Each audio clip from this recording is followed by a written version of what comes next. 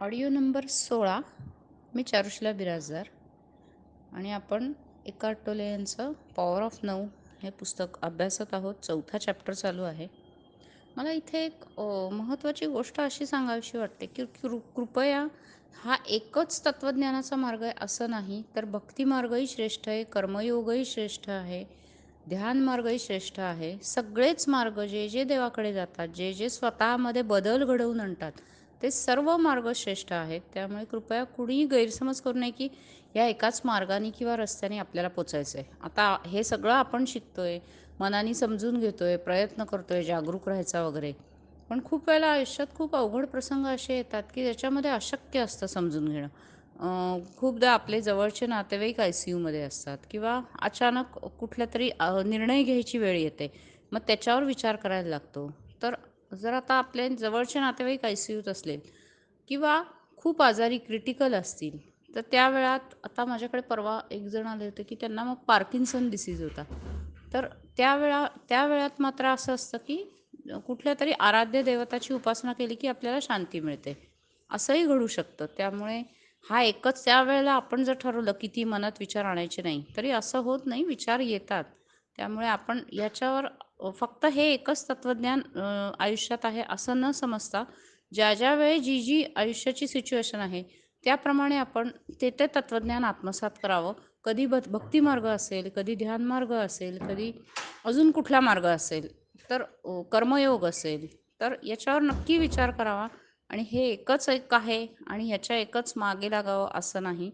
तर आपण आपल्या बुद्धिमत्तेचा योग्य तो वापर करून परिस्थिती जी जशी आहे, तसं त्याच्यावर काम करावं. ह्या बॅकग्राऊंडनंतर मला असं वाटतं की आपल्याला अजून अजागरूकतेचे कुठले कुठले प्रकार आहेत, ते अजून समजून घ्यायला हरकत नाही आहे. तर आपण आता अजागरूकतेमध्ये आपण खूप वेळेला तक्रारी करतो पहा, की एखाद्या व्यक्तीने मला असं फसवलं, एखाद्या व्यक्तीने मला तसं बोललं किंवा आयुष्यावर आपण बऱ्याचदा म्हणजे छोट्या-छोट्या गोष्टीतही तक्रार करत असतो. मग ती कसली पण नकारात्मकता असो किंवा काही छोट्या-छोट्या दैनंदिन जीवनातल्या गोष्टी असो किंवा आता घरातच काय करायचं, मग कंटाळा आलाय, कोरोना आहे, मग मी करू काय? मग हवी ती सीरियलच आत्ता अवेलेबल नाही. अशा प्रकारे कुठलंही असू शकतं. तर त्यावेळेला काय होतं, की आपण अजागरूकपणे नकारात्मकतेचा असा एक चार्ज तयार करत असतो. जशी बॅटरी आपण मोबाईल चार्ज करतो, तसा हा नकारात्मक ऊर्जेचा आपण एक चार्ज तयार करत असतो. आणि जेव्हा एखाद्या गोष्टीची तक्रार करतो, तेव्हा आपल्या डोक्यात काय असतं, की बळी जाण्याचा ॲटिट्यूड किंवा व्हिक्टिम ॲटिट्यूड त्याला म्हणतात, की पहा मला कसं झालं, मी किती बिचारी आहे, मी किती गरीब आहे. तर अशी ना मनाची ठेवण अशीच बनत जाते, की मी किती गरीब आहे, मला ह्यानी त्रास दिला, मला त्यानी त्रास दिला, माझं मी बलिदान दिलं. तर ह्या व्हिक्टिम ॲटिट्यूडमुळे काय होतं, की आयुष्यात येणारी जी समृद्धी आहे, ती थांबते. कारण मग एकदा आपण निसर्गाला जर सिग्नल दिला, की मी बळी जातीये, म्हणजे मला बळी जातीये in the sense direct sense नाही, पण यांनी मला असं केलं, त्याने मला तसं केला. माझ्या आयुष्यात हे गरिबाचे प्रसंग आले. मी कसं मी त्रास सहन केला, मी सहन केलं. तर असं सारखं जर आपण तीच-तीच स्टेप लावली, तर मग युनिव्हर्स काय म्हणतं, नेचर काय म्हणतं, "ठीक आहे, तुला बळी जायला आवडतं ना, तू तेच-तेच बोलतीये ना, मग तुला तेच घे." तथास्तु म्हणतो. आपण म्हणतो पहा, वास्तू तथास्तु म्हणते. तर तशी ती बळी जाण्याची एक आपली टेंडन्सी असते. मला फार कंटाळाच आलाय, मला याच्यामुळे असं झालं, त्याच्यामुळे तसं झालं. तर हे पहिलं डोक्यातनं काढून टाकायचं. कारण हा एक मोठा ऊर्जेचा एक ब्लॉक तयार होतो. ऊर्जा तिथे अडकतात आणि मग आयुष्य पुढे जात नाही. तर याच्यावर उपाय काय? तर परिस्थितीमध्ये बोलून टाकायचं आणि जर कोणी काही दुखावलं असेल, तर डायरेक्ट त्या माणसाला बोलायचं. मागे कुटकुट नाही करत बसायची. नाही तर मग त्यांनी काय दिलंय ते स्वीकार करायचं. तर काहीतरी तुम्ही ॲक्शन तरी घ्या, सोडून तरी घ्या, नाहीतर ती परिस्थिती स्वीकारा तरी. बाकीचा सगळा मूर्खपणा असतो, असं ऑथर आपल्याला सांगतायत, की 3च त्याच्यामध्ये गोष्टी आपल्याला शक्य आहेत, की एकतर त्या सिच्युएशनमधनं स्वतःला विलग करा. त्या परिस्थिती वेगळी, आपण वेगळी आणि त्या परिस्थितीकडे साक्षीभावाने बघा. आणि आमचे कृष्णानंद गुरुजी याच्यावर म्हणायचे, आयडेंटिफाय अँड डिसअसोसिएट म्हणजे ओळखा आणि त्याच्यापासून बाजूला व्हा किंवा परिस्थिती बदला स्वतःच्या कर्तृत्वाने किंवा ॲक्सेप्ट करा, की ठीक आहे, हे आहे, असंच चालणार आहे. आता एखाद्याच्या घरात एखाद्याचा अगदी क्लोज रिलेटिव्ह असतो, घरातला माणूस असतो आणि तो अतिशय विचित्र वागत असतो, त्रास देत असतो, आरडाओरडा करत असतो एखादी व्यक्ती तुम्हाला खूप टॉर्चर करत असते, तर एक तर तुम्ही ती सिच्युएशन सोडून पळून जा, निघून जा तिथनं. त्या व्यक्तीपासून लांब जा किंवा तिला बदला, त्या व्यक्तीला, परिस्थिती बदला. तुम्ही कुठलातरी मार्ग शोधून काढा किंवा ती स्वीकारा. या 3 पैकी एकच पर्याय आपण करू शकतो. तर जर तुम्ही ठरवलं, की एखाद्या परिस्थितीवर आपण कृती करायची, तर मग त्यावेळेला काय करायचं? पहिली पायरी काय आहे? तर आधी नकारात्मकता टाकून द्यायची, की हो मला इथे कृती करायची आहे. तर मग आपण काय करतो? जेव्हा नकारात्मकता फेकून देतो, तेव्हा आपण अंतर्दृष्टीने ते काम ना अतिशय गुणवत्ता पूर्ण करतो आणि मग नकारात्मकता येत नाही. आणि जर तुम्ही एखाद्या परिस्थिती, दुःख देणाऱ्या परिस्थितीत अडकले असाल, तर त्या केसमध्ये काय करायचं? तर फार दिवसांतर खूप दिवस झाले आपण त्या परिस्थितीतनं बाहेरच येत नाहीये. तर मग ऑथर आपल्याला असं सांगतात, की तुम्ही चुकांपासनं शिका. म्हणजे ती चूक आयुष्यात राहत नाही. कुठलेही पश्चात्ताप राहत नाही. तर त्याच्यातनं आपण लेसन काय लर्न केला? ठीक आहे, एखाद्या माणसाने फसवलं. आपण खूप विश्वास टाकला आणि एखाद्या माणसाने फसवलं. तर आपण त्याच्यातनं काय धडा शिकलो? की पटकन विश्वास लोकांवर नाही टाकायचा. फार तावून सुलाखून माणूस घ्यायचा, त्याच्यावर ऑब्झर्व्ह करायचं, त्याचं बिहेवियर बारीक त्याच्यावर लक्ष ठेवायचं. त्याच्या बिहेवियरवरनं आपल्याला कळत असतं, की माणूस काय आहे ते, कसा आहे ते. तर नीट लक्ष द्या. पूर्ण परिस्थितीवर पूर्ण लक्ष देऊन, ऑब्झर्व्ह करून, मग तुम्ही तुमचे विचार आणि भीती असे केल्याने याच्यातला दुवा तुटेल आणि मग मनातली भीती काढून टाका. त्यांनी पुढे दुःखदायक परिस्थितीविषयी सांगितले, की मनात तुम्ही भीती नका ठेवू. तर त्या भीती काढून टाकायला काय करायला पाहिजे? तर वर्तमान क्षणाची शक्ती वापरा. म्हणजे मग भीतीच राहणार नाही.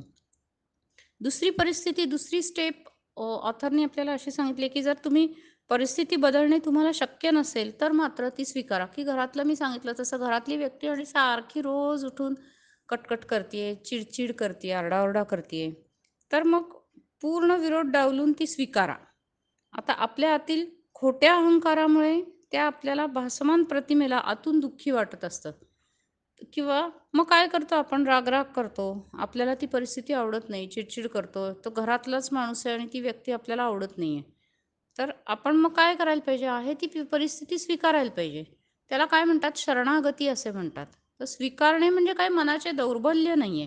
तर उलट स्वीकारणे ही त्याच्यामध्ये खूप शक्ती आहे. तर जो शरणागत व्यक्ती असतो त्याला आध्यात्मिक शक्ती प्राप्त होतात. त्यामुळे आहे ती स्वीकारा.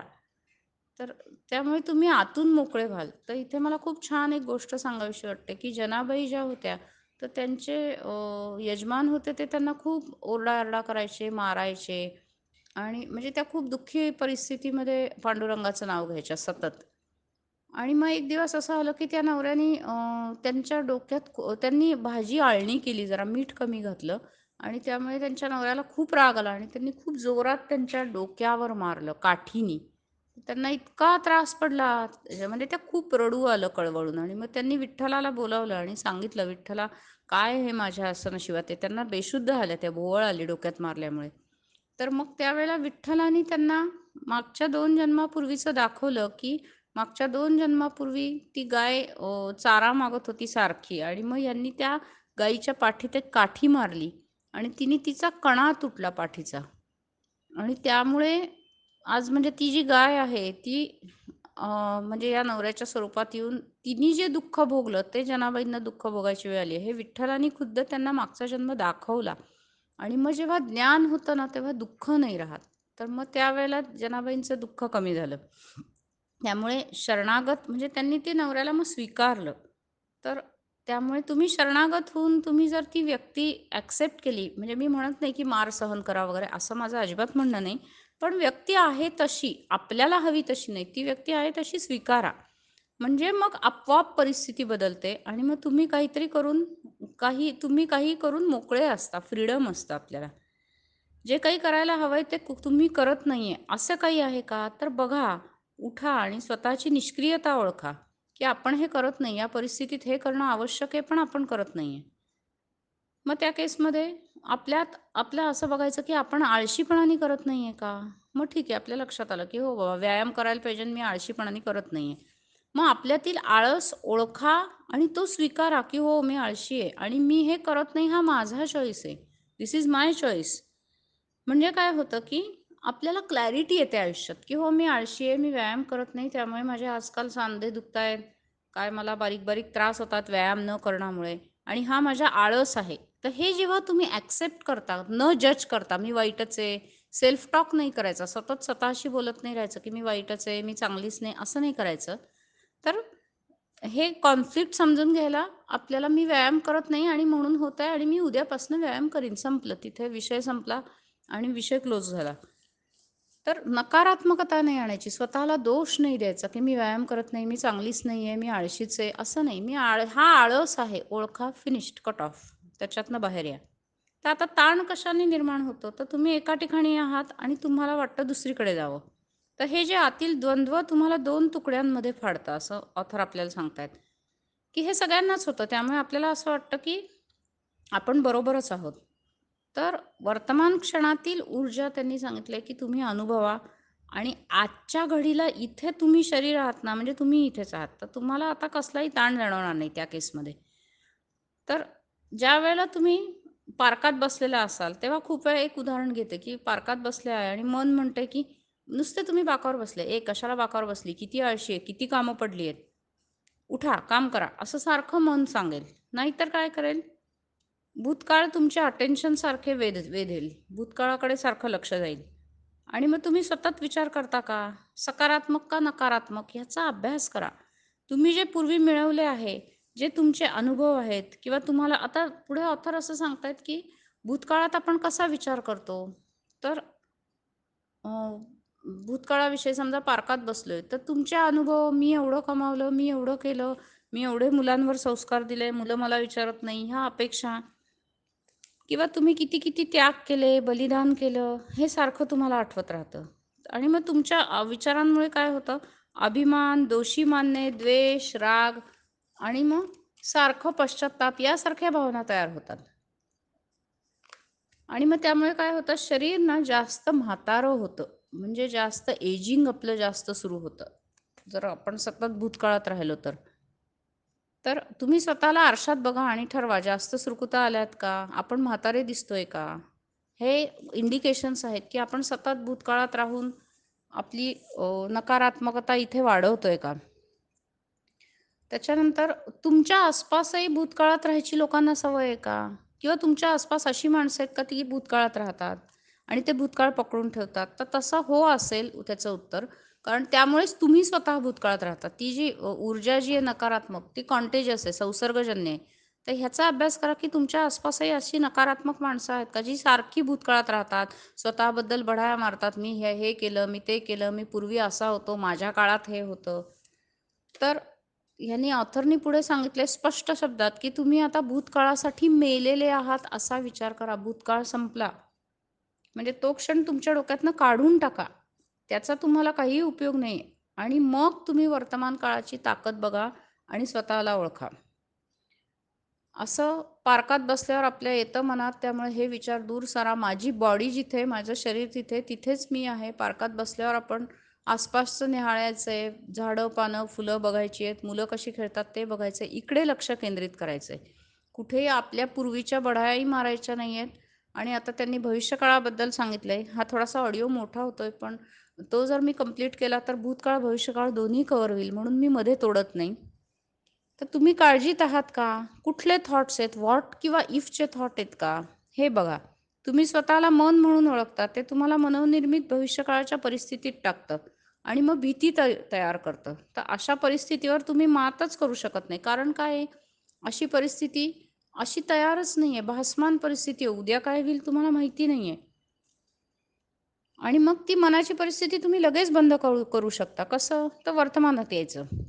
श्वासावर नजर ठेवायची. तुमच्या आत-बाहेर हवा येतेय, आतपर्यंत जातीये, गरम आहे का गार आहे याचा विचार करायचा. म्हणजे मग आतील एनर्जी फील्ड आपल्याला महसूस होतं किंवा आपल्याला आतील एनर्जी फील्ड जाणवतं. आतली ऊर्जा केंद्र आपल्याला जाणवतं आणि आपले भविष्यकाळाविषयीचे विचार मनातले बंद होतात. मनाला स्वतःला सारखं विचारा, की आत्ता काय प्रॉब्लेम आहे? पुढच्या वर्षी हा प्रॉब्लेम येणार आहे का 5 मिनिटांनी येणार आहे का 15 मिनिटांनी येणार आहे? या क्षणात काय वाईट आहे? असे स्वतःला प्रश्न विचारा. त्यामुळे तुम्ही काय होतं वर्तमान काळात राहू शकता. पण तुम्ही भविष्यकाळाबद्दल तोडजोड नाही करू शकत. तुम्ही कधीतरी हे करून म्हणून जीवन जगायचे थांबणार आहात का? की उद्या हे होईल, ते उद्या होईल. मग मी जीवन जगायचं आत्ता थांबते. असं करणार आहात का?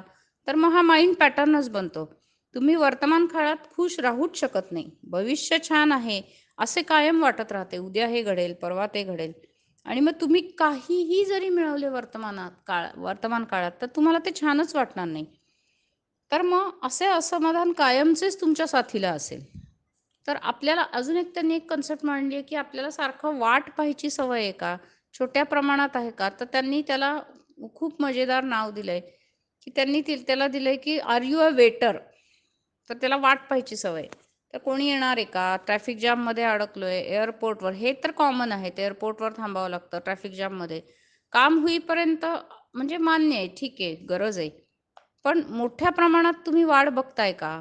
की चांगला जॉब मला मिळेल, मला सुट्टी मिळेल, माझी मुलं मोठी होतील, माझ्याकडे पैसे येतील, माझ्याकडे यश येईल आणि किंवा मला मुक्ती मिळेल, माझं लिबरेशन होईल, मी आता मेल्यावर इथून सुटीन. अशा प्रकारची जर तुम्ही वाट बघत असाल, तर आपण आयुष्यभर ऑथर आपल्याला सांगतात, की तुम्ही जीवनच जगला नाही आणि आयुष्यभर वाटच बघणारा हॅबिच्युअल वेटर असं त्यांनी नाव दिलंय त्याला, की हॅबिच्युअल म्हणजे सतत सवयीप्रमाणे आणि वेटर म्हणजे वाट बघणारा.